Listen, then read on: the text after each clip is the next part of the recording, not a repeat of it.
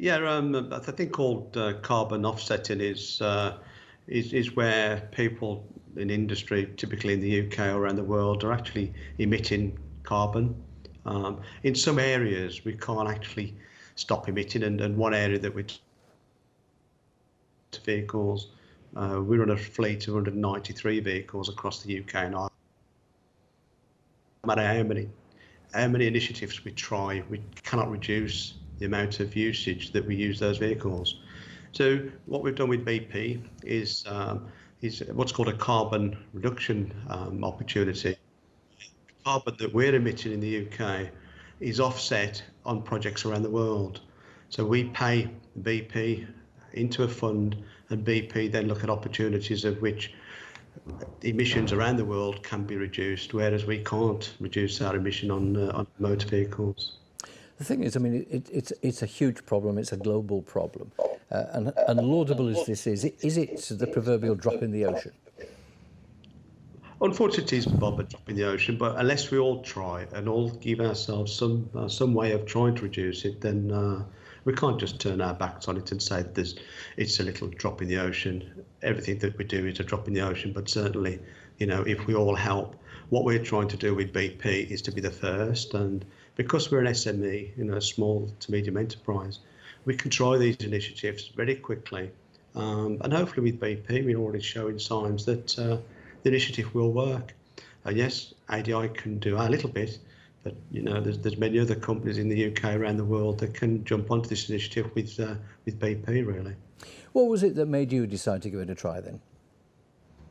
I think as a business, as part of our corporate social responsibility, we're always looking at, how can we reduce our impact on the environment? And there's many ways that we do that: turning lights off, reducing waste, reducing the amount of paper that we produce. They're all opportunities for us to reduce our emissions, but can we reduce them to zero? The intention is not really. So we do our best, and certainly the opportunity with BP are obviously one of the world's largest companies. It gives them both the chance, and ADI, to show not just the UK but the world that these little things can mean big things if applied in a big way. You got into this, I believe, about a year ago. Was there any one thing that made you think, we really should be trying this? I think once again, Bob, BP don't necessarily use fuels themselves. They need people to actually help them look at opportunities like this. This is the first in the UK, and we think it's probably the first in the world at which is being trialled. BP need people to trial it, and it's great that ADI are able to do that very quickly. We make decisions quickly at ADI, and certainly, the impact hopefully will be felt in the months and years to come. I mean, the thing is, it always strikes me, it's like trying to sell a 21-year-old life insurance. They say it's too far ahead, it's not for me. Is that the same sort of principle here? That people say, well, we would, but, it's going to cost us a lot, it's difficult.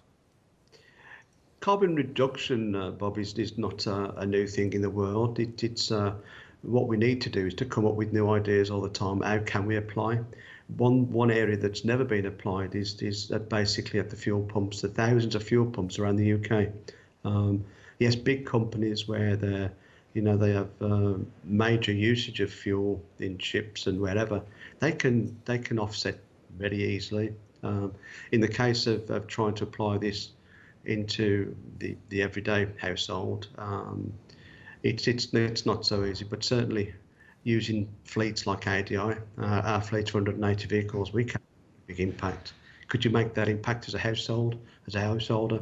Probably not, and there would be a fair cost increase in the price of fuel to do it. But certainly, our part of trying to reduce our company emissions, we know it costs money, but we have to look after the world, and this is one little way in which we're trying to help.